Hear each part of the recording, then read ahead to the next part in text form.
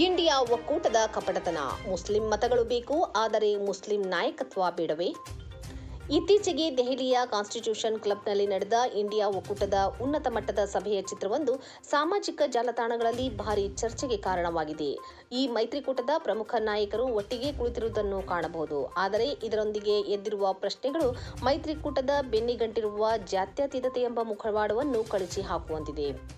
ಜಾತ್ಯತೀತ ಪಕ್ಷಗಳು ಎಂದು ಕರೆಸಿಕೊಳ್ಳುವ ಈ ಒಕ್ಕೂಟದ ನಾಯಕರು ಮುಸ್ಲಿಂ ಸಮುದಾಯದ ಹೆಮ್ಮೆಯ ರಾಜಕಾರಣ ಅಥವಾ ಸ್ವತಂತ್ರ ಮುಸ್ಲಿಂ ಪ್ರಾತಿನಿಧ್ಯವನ್ನು ವ್ಯವಸ್ಥಿತವಾಗಿ ಹೇಗೆ ದೂರ ಇಟ್ಟಿದ್ದಾರೆ ಎಂಬುದು ಈಗ ಬಹಿರಂಗ ಸತ್ಯವಾಗಿದೆ. ಮುಸ್ಲಿಂ ಪಕ್ಷಗಳ ಬಹಿಷ್ಕಾರ ಇದೇನಾ ಒಳಗೊಳ್ಳುವಿಕೆ? ಇಂಡಿಯಾ ಒಕ್ಕೂಟವು ತಾನು ಎಲ್ಲರನ್ನೂ ಒಳಗೊಳ್ಳುವ ಮೈತ್ರಿ ಎಂದು ಹೇಳಿಕೊಳ್ಳುತ್ತದೆ. ಆದರೆ ಮುಸ್ಲಿಂ ಸಮುದಾಯದ ಧ್ವನಿಯಾಗಿ ಗುರುತಿಸಿಕೊಂಡಿರುವ ಪ್ರಮುಖ ಪಕ್ಷಗಳನ್ನು ಈ ಮೈತ್ರಿಯಿಂದ ಸಂಪೂರ್ಣವಾಗಿ ಹೊರಗಿಡಲಾಗಿದೆ. ಅಸಾದುದ್ದೀನ್ ಓವೈಸಿ ಅವರ ಎಐಎಂಐಎಂ ಪಕ್ಷದ ರಾಜಕಾರಣದ ಬಗ್ಗೆ ಮೈತ್ರಿಕೂಟಕ್ಕೆ ಆಕ್ಷೇಪಣೆಗಳಿವೆ ಎಂದು ವಾದಿಸಲಾಗುತ್ತದೆ. ಆದರೆ ಪ್ರಶ್ನೆ ಇರುವುದು ಕೇವಲ ಓವೈಸಿ ಅವರ ಬಗ್ಗೆ ಅಲ್ಲ.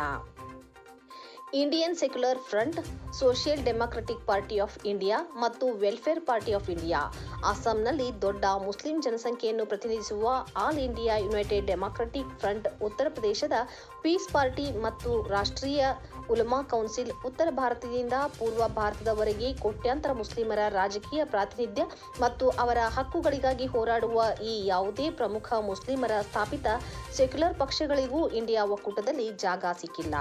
ನಾಯಕರನ್ನು ಕನಿಷ್ಠ ಮಾತುಕತೆಗೂ ಕರೆಯದಿರಲು ಕಾರಣವೇನು?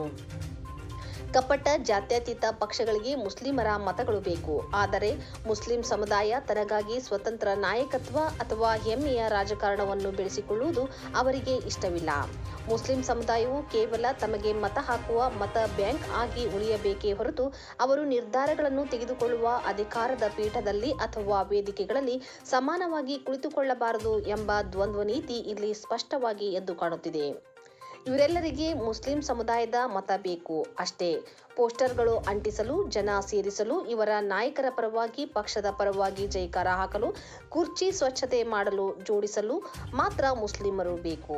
ಮುಸ್ಲಿಂ ಸಮುದಾಯದ ನೈಜ ರಾಜಕೀಯ ಪ್ರಾತಿನಿಧ್ಯವನ್ನು ಉದ್ದೇಶಪೂರ್ವಕವಾಗಿ ಕಡೆಗಣಿಸುವ ಮೂಲಕ ಇಂಡಿಯಾ ಒಕ್ಕೂಟವು ಮುಸ್ಲಿಂ ಸಮುದಾಯದ ಸ್ವತಂತ್ರ ಅಸ್ತಿತ್ವ ಮತ್ತು ಹೆಮ್ಮೆಯ ರಾಜಕಾರಣವನ್ನು ದ್ವೇಷಿಸುತ್ತಿದೆ ಎಂಬ ಆರೋಪಗಳಿಗೆ ಪುಷ್ಟಿ ನೀಡಿದಂತಾಗಿದೆ. ಮತಗಳನ್ನು ಮಾತ್ರ ಪಡೆದು ಪ್ರಾತಿನಿಧ್ಯ ನೀಡದೆ ವಂಚಿಸುವ ಇಂತಹ ನಡೆ ನಿಜಕ್ಕೂ ಪ್ರಜಾಪ್ರಭುತ್ವದ ಹೆಸರಿನಲ್ಲಿ ನಡೆಯುತ್ತಿರುವ ದೊಡ್ಡ ಕಪಟತನವಾಗಿದೆ ಎಂದು ಬೆಳಗಾವಿ ಜಿಲ್ಲೆ ರಾಮದುರ್ಗ ತಾಲೂಕಿನ ಮುಸ್ಲಿಂ ಸಮುದಾಯದಲ್ಲಿ ಕೇಳಿ ಬಂದಿದೆ.